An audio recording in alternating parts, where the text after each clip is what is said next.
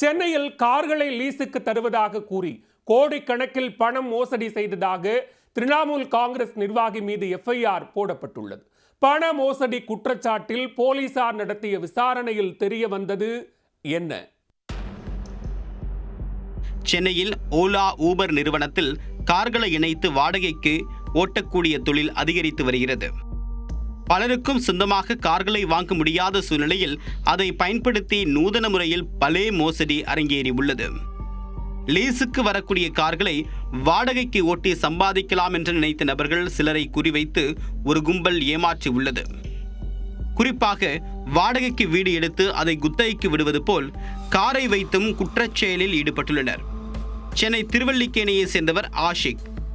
லீஸுக்கு car வாங்கி ஓட்ட வேண்டும் என்று நினைத்தவருக்கு நண்பர் ஒருவர் மூலமாக முடிச்சூரில் செயல்பட்டு வரக்கூடிய சாய் கார் என்ற நிறுவனத்தின் மேலாளரான பாலாவின் அறிமுகம் கிடைத்துள்ளது.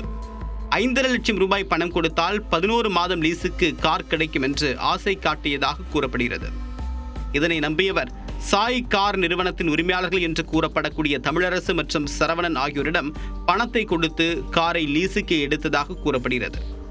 ஆனால் நீண்ட நாட்களாகியும் கார் ஒப்பந்தம் செய்ததற்கான எந்த ஆவணத்தையும் அவர்கள் வழங்கவில்லை.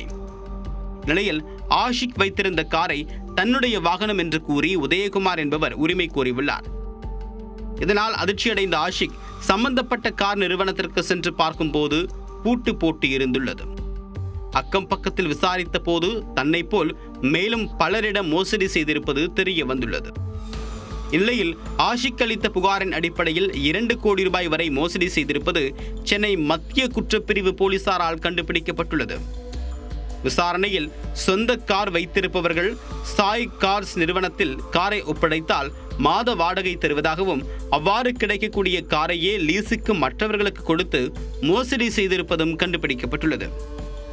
இதுபோன்று 200க்கும் மேற்பட்ட கார்கள் மோசடி செய்யப்பட்டு இருப்பதாகவும் காவல்துறை தரப்பில் தெரிவிக்கப்பட்டுள்ளது.